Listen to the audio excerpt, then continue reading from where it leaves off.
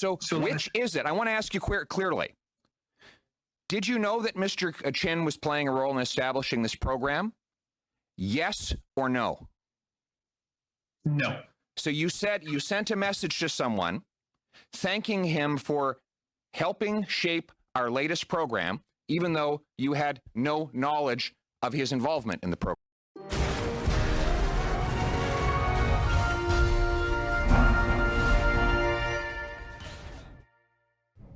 Hello, dear viewers, and welcome back to another episode of This Week in Canada. My name is Roberto Wakerow Cruz. With me, once again, is the wonderful Nico Johnson. Nico, say hello. Oh, Bobby, thank you so much. It's so nice to see all of you again. We've got an exciting week, isn't that right, Bobby? We're returning to the Wii scandal. Remember that? It's back, baby. It's back with a vengeance, and it came back in the form of an ethics committee hearing where Mark and Craig Kielburger are two favorite, humanitarians. I don't even know what to call them. They're weird. Humanitarian brothers. Yeah, they're humanitarian brothers, which I can't think of anything less sexy. I don't know if they have wives or whatever, but that's just not something I want to be. But they came back. They had to testify in front of the ethics committee on Friday, I think, of last week. And we have a spectacular moment where Pierre Poilievre, who is back in his role, this is what he is best at. You know, he's a killer. The guy is an absolute killer. He knows what he's doing up there. He has everything in front of him, and he knows how to ask questions in a way that make people look bad and create these viral moments, which the Conservative Party does not have a lot of. So really quickly, let's just roll the clip of Pierre Poilievre catching the Kielburgers red-handed. Craig, you're in a lot of trouble here, my friend. You're under oath. Perjury is a crime. Excuse me. You said a moment ago that you thought the Prime Minister's chief advisor had no role in establishing this program. Your message to him did not say, "Thank you for joining me on LinkedIn."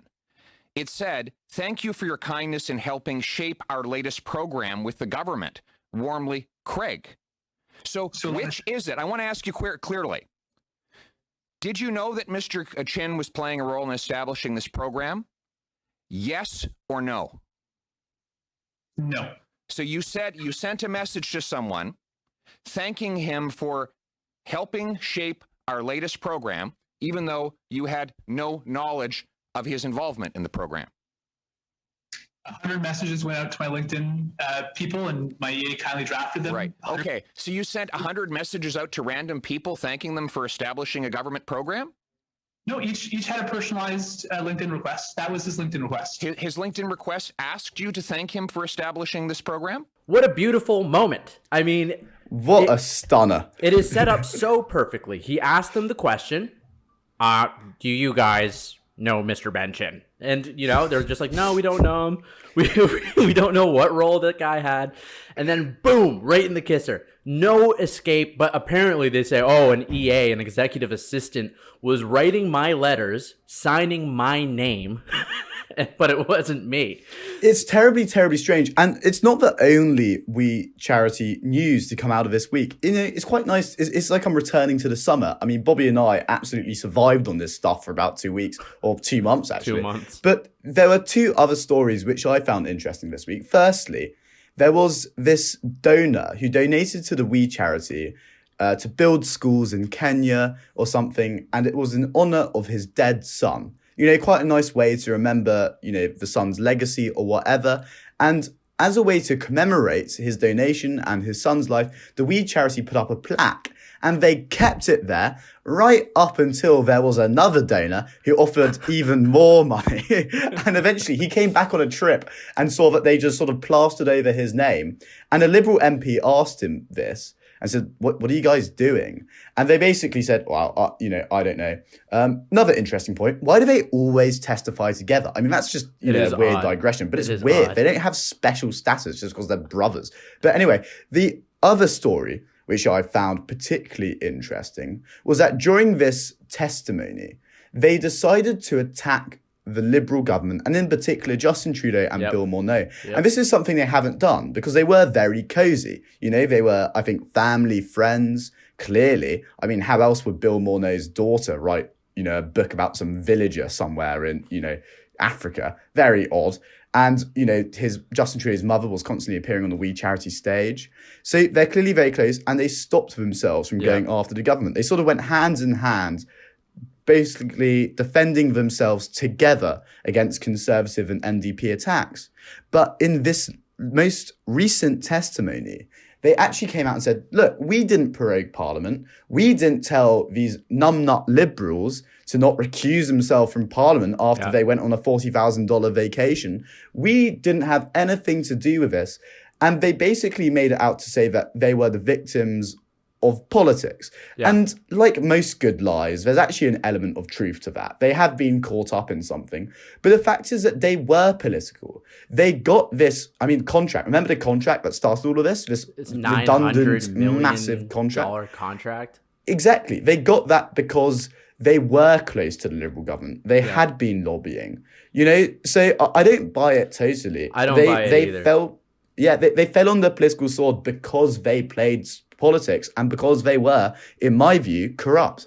Well, the reason why I don't buy it is because I tend to tune out as soon as somebody goes with the message, oh, won't someone think of the children, all the children that we help. This is a charity that's helped so many millions of children around the globe. And it's like, yeah, but I don't see what that has to do with what you're doing right now, which is, the Pierre Poilievre was trying to get information from him saying, has there ever been another family that the We Charity has given this much money to? Of course, no answer. They're not going to answer that. No, there's absolutely zero families where the mom, the brother, and the prime minister all got money from them. It's absurd. When they said they were helping out children, we didn't think it was Bill Morneau's. Got him. So it was a very eventful night, and I guess what I kind of want to ask you is where does it really go from here? They've called on all these executives, all these Trudeau advisors to take the stand at the ethics committee, including Ben Chin and 2 or 3 other names that just escape me right now. But what happens from here? Because the Kielburgers did reveal that they're not getting asked by the RCMP any questions. It doesn't look like there's any criminal investigation going on. So is this, are the Conservatives winning votes by continuing to drag this on? Or is it actually just a dedication to truth and trying to find what's going on here? I don't really know what to think of it. Nico? Yeah, I will say, as far as the Trudeau Liberal scandals have gone, this certainly came closest to toppling the government. But I think, they're out of the deep water. They're going to survive. Quite frankly, if the Trudeau government's going to be brought down, the We scandal isn't going to do it. It really damaged their reputation. I think everyone's a little less optimistic and they don't think Justin Trudeau is as shiny as they used to, but the Liberal government has survived. And this ties into another thing I'm looking at. Trudeau, in my view, is becoming a bit of a damaged brand. He's going to have 2 terms in government by the time this is over. Perhaps he may get a majority after that. I don't know. It's too early to say. But if I were a Liberal, I would be looking very carefully at Chrystia Freeland. And on top of that, Mark Carney. Do you remember Mark Carney, former Bank of Canada and Bank of England's governor? Well, he's been coming up writing books and stuff about sustainability. If, I were to put my cynical hat on, I would say he's preparing for a bid.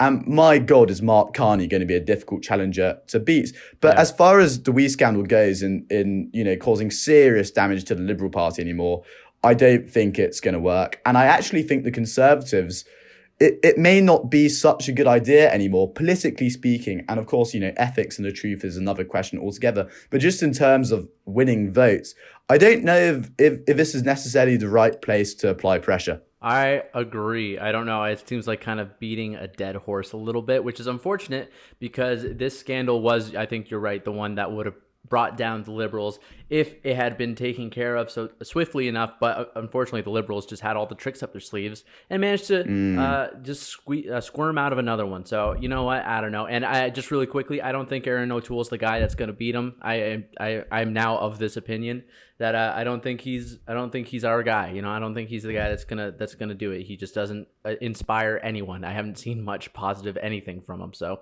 yeah, you know what? That's all I got to say about that one. Yeah, very depressing. Not gonna touch on that one. Not good. Let's move on to the next segment.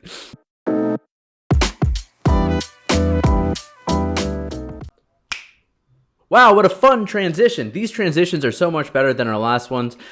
James is taking the day off today, so I'm producing this episode right now. So if the camera is awful, it's because I don't know what I'm doing when I touch a camera. So thank you very much for pointing that out in the comments. I'm sure you already have. Real quick, before we get into the next segment, make sure you go into the links below and check out everything we have there. We have the TPM store where you can get a t-shirt like the one I'm wearing right now. You can subscribe to our page, hit that bell button. You can go to our Facebook page. This is the most important thing you can do is go to the Facebook page and give it a like. We need to know how many likes we have. So make sure you go and check that out. And let's just jump into the next segment, which is a premier from a province that used to be kind of a beacon or a shining star of the party, who has since kind of completely ruined his reputation. And Nico, did you want to just talk about this a little bit? Or Yes, this story is very odd. I mean, we can get onto the subject of Jason Kenney's performance in the last 12 months a bit later. But in terms of the story, and you know what, I'm not even the best person to ask, so Bobby perhaps can clarify some of this.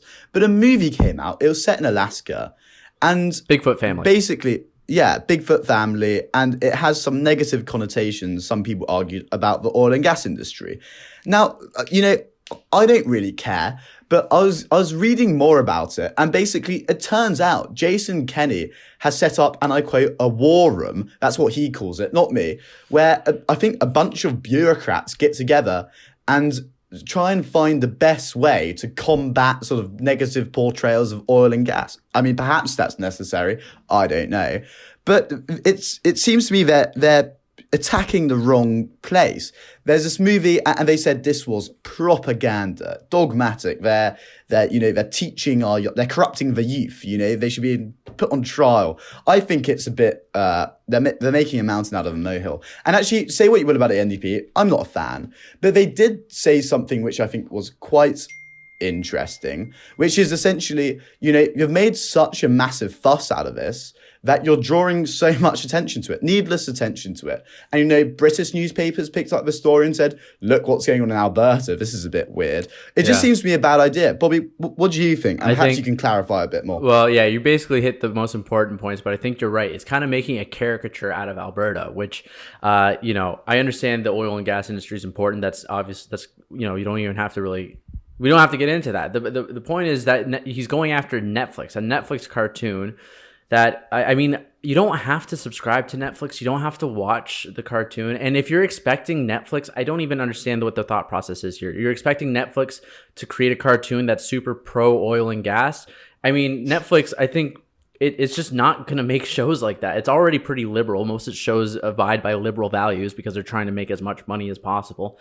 It makes him look out of touch. It's really odd to watch a premier go up there and talk about the Bigfoot family and him not think that he's going to get a ton of negative press for this. I mean, I might be wrong. There could be people that think this is the right move, but I don't think that's the case because Premier Kenney has gone from someone who looked like he was going to be a strong leader of Alberta to being one of the least popular premiers in the country, down with like Brian Pallister, who is a total loser. I mean, Kenney won. It came off the heels of the NDP. Everything seemed like it was supposed to go his way, but under him, it seems like the Alberta separatist movement it's not in full swing, but it's definitely got a voice that's becoming more and more apparent. Yeah, and more worrying still is more that worrying. I saw polls, and it looks like he hasn't done anything. And the NDP, sorry, Bobby, no, and the NDP are surging. I mean, considerably far ahead. And this came off the back of one of the worst sort of governments Alberta's ever had in Rachel Notley. Mm-hmm. And the fact that after a few years, Jason Kenney can now be on the back foot, you know, in spite of the pandemic where every incumbent leader has, you know, surged ahead in the polls, apart from Jason Kenney. And it's because I don't think he's handled the pandemic particularly well. I think it's because he does silly things like this, which are obviously political. And it's a shame because he went from being one of the leading lights of the Conservative movement, you know, someone who I thought at least could be a real contender for Prime Minister, to someone who's easily dismissed as just being, you know, silly. I think silly is the right word for it. Silly is the right word for it. It's pretty embarrassing, dude, because it's like, I don't even know what Alberta's supposed to do at this point, because I know there's a bunch of people who want oil and gas industry to survive. And Jason Kenney loves oil and gas. I don't really think you have to question that. But it seems like a lot of the conservative voters in that province just don't have a voice. And it's probably going to lead to a lot of tension, and another NDP government is certainly not going to do the trick for those people. So we'll see how it plays out. But I mean, in terms of how's Alberta doing, I'd say pretty bad. That's pretty bad. Anything else there?